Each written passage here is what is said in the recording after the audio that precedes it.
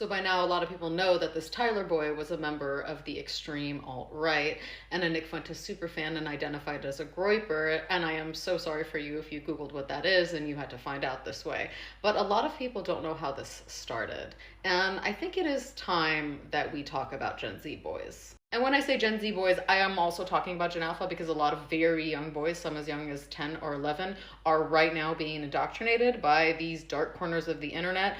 But I'm just going to say Gen Z as a catch-all term. This Tyler boy and many others like him are simply an end result of a very long, very expensive, and very sophisticated propaganda machine. And it all started with Steve Bannon back in 2005. Now, in 2005, Steve Bannon invested in a video game company called ING, and that video game company failed. But during his time there, he realized that there was this gigantic underground army of bored, angry, directionless young males.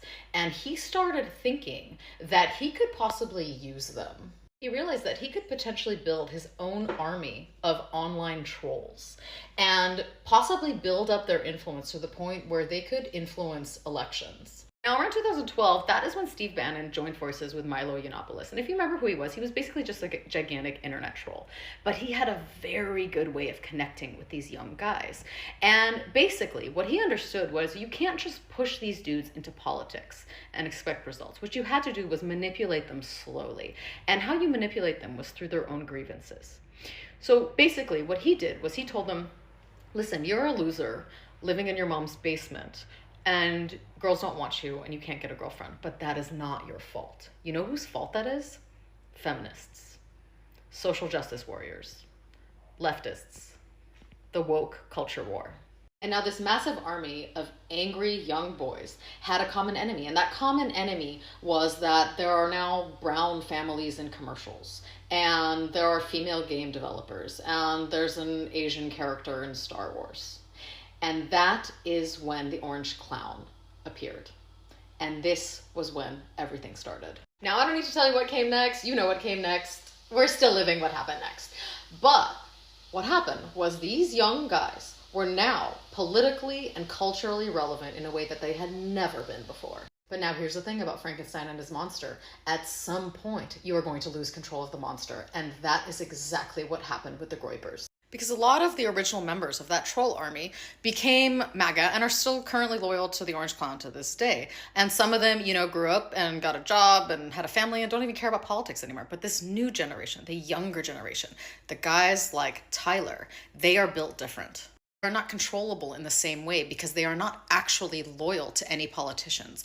Like, sure, they kind of like the Orange Clown, but only when he's being funny. They don't actually care. And that is what their movement is based on. And I say movement, but it's not really a movement. It's kind of more of just this ideology. And it's really based in nihilism. It's this idea that, like, who cares? Life is not worth living. Let's just cause chaos. Let's just be trolls. Let's just do it for the lulz. Now, these guys are extreme, and when I say extreme, I mean extreme.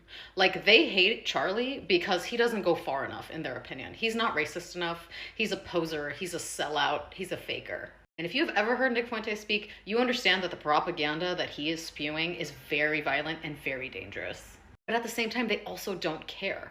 Tyler was not even affiliated with any party. He never voted. A lot of these guys don't.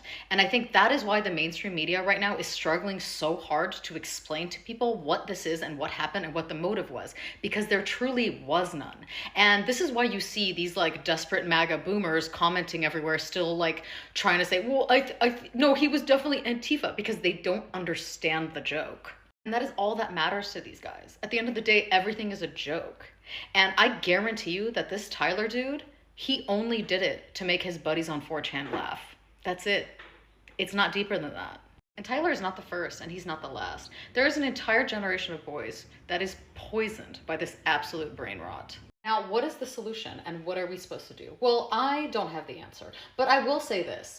A lot of these boys are white. Not all of them, but a lot of them are. And I find it fascinating that we live in a culture where we so casually point the finger at Black mothers and we say, well, when are you going to take accountability for raising these thugs? But we never ever point the finger at white mothers and go, well, when are you going to take accountability for raising these violent incels with no regard for human life? And I do think that that is a question worth asking.